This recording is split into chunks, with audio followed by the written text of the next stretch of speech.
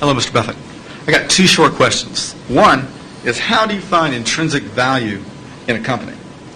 Well, intrinsic value is what is the number that if you were all-knowing about the future and could predict all the cash that a business would give you between now and Judgment Day, discounted at the proper discount rate, that number is what the intrinsic value of a business is. In other words, the only reason for making an investment and laying out money now is to get more money later on, right? That's what investing is all about. Now, when you look at a stock, when you look at a bond, assuming it's the United States government bond, it's very easy to tell how much you're going to get back. It says it right on the bond. It says when you get the interest payments. It says when you get the principal. So it's very easy to figure out the value of a bond. It can change tomorrow if interest rates change. But the cash flows are printed on the bond. The cash flows aren't printed on a stock certificate. That's the job of the analyst, is to print out, change that stock certificate, which represents an interest in the business, and change that into a bond and say, this is what I think it's going to pay out in the future. When we buy, some new machine for Shaw to make carpet, that's what we're thinking about, obviously, and you all learn that in business school. But it's the same thing for a big business.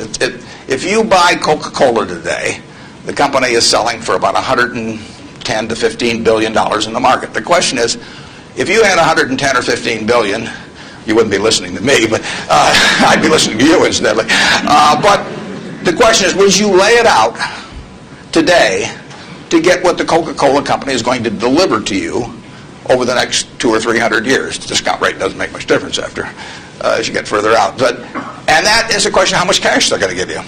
It isn't a question of, it isn't a question of how many analysts are going to recommend it or what the volume in the stock is or what the chart looks like or anything. It's a question of how much cash it's going to give you. That's the only reason. It's true if you're buying a farm. It's true if you're buying an apartment house.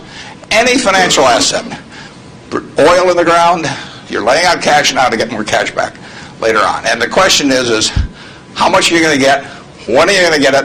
And how sure are you? And when I calculate intrinsic value of a business, when we buy businesses, and whether we're buying all of a business or a little piece of a business, I always think we're buying the whole business because that's my approach to it.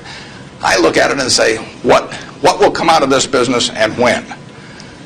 And what you really like, of course, is them to be able to use the money they earn and earn higher returns on it as you go along. I mean, Berkshire has never distributed anything to its shareholders, but its ability to distribute goes up as the value of the businesses we own increases. We can compound it internally, but the real question is, Berkshire selling for, we'll say, 105 or so billion now.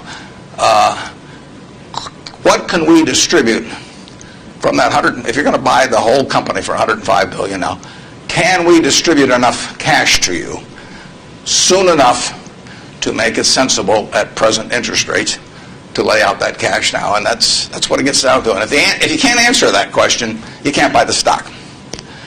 You can gamble in the stock if you want to, or your neighbors can buy it. But if you don't answer that question, and I can't answer that for internet companies, for example. There are a lot of companies, there are all kinds of companies I can't answer it for, but I just stay away from those. Number two. So you got formulas involved in finding intrinsic values on certain companies. I mean, you've got a mathematical system set up. Discounted present value of future cash, yeah. Okay.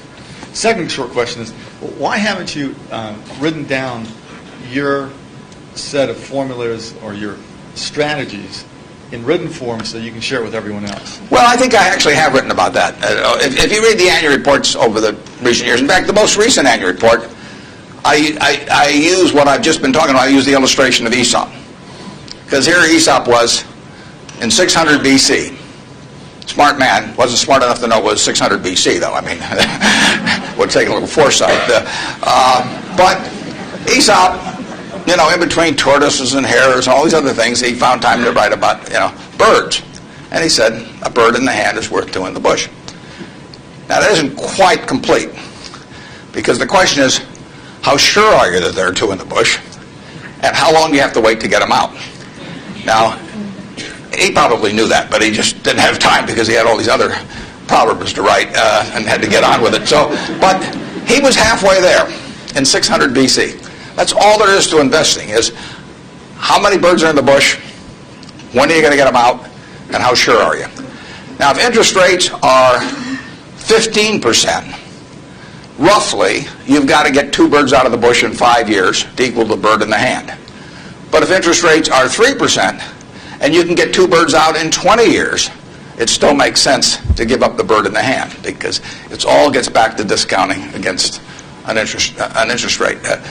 Problem is, often you don't know, not only how many birds are in the bush, but in the case of the internet companies, there weren't any birds in the bush. But they still take the bird that you give them if in the hand. But I actually have written about this sort of thing, and stealing heavily from Aesop, who wrote it some 2,600 years ago, but I've been behind on my reading.